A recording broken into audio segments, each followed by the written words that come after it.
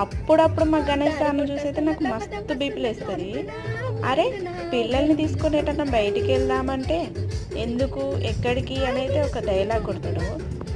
ఆ డైలాగ్ విన్నాకైతే నాకు ఇంకా బీపీలు వేస్తుంది, భద్రకాళిని అయిపోతా.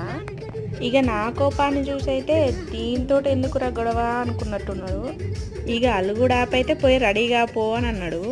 అమ్మయ్యా ఎట్లయితే నా మాట అయితే నెగ్గింది అని సంబరపడిపోయి సగం దూరం పోయేసరికి మా కన్నయ్య గడి ఇంకో ట్విస్ట్ ఇచ్చిండు. మమ్మీ వాంతింగ్ వస్తుంది. అయ్యో రామ, ఇంకేం చేస్తాం, చేసేది ఏం లేక వాడినైతే ఒళ్ళో కూర్చోబెట్టుకొని నా తంటాలైతే పడ్డాను వాడిని మరిపించడానికి.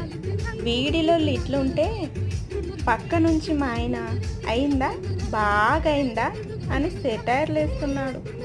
ఇక ఇట్లా చేసి అయితే వాడిని మరిపించడానికైతే చాలా కథలే పడ్డాము. ఇక మా కన్నయ్య గురించి చెప్పాలంటే నన్ను ఘోరంగా సతాయిస్తాడు. నన్ను ఎంత సతాయిస్తాడో అంత ప్రేమిస్తాడు. నీకు కనపడపోతే వాడికి ఏడుపే వస్తుంది. నేను వాడికి కనిపించలేదంటే ఇల్లంతా వెతుకుతూ ఉంటాడు.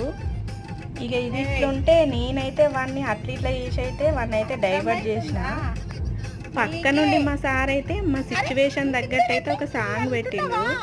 మా కన్నయ్య గారు కూడా నన్ను ఇట్లనే ఒర్రిచ్చి చంపుతాడు. ఆ పాటే ఇక్కడ నేను వీనితో అయితే చేస్తున్నా నవ్వుకుంటూ.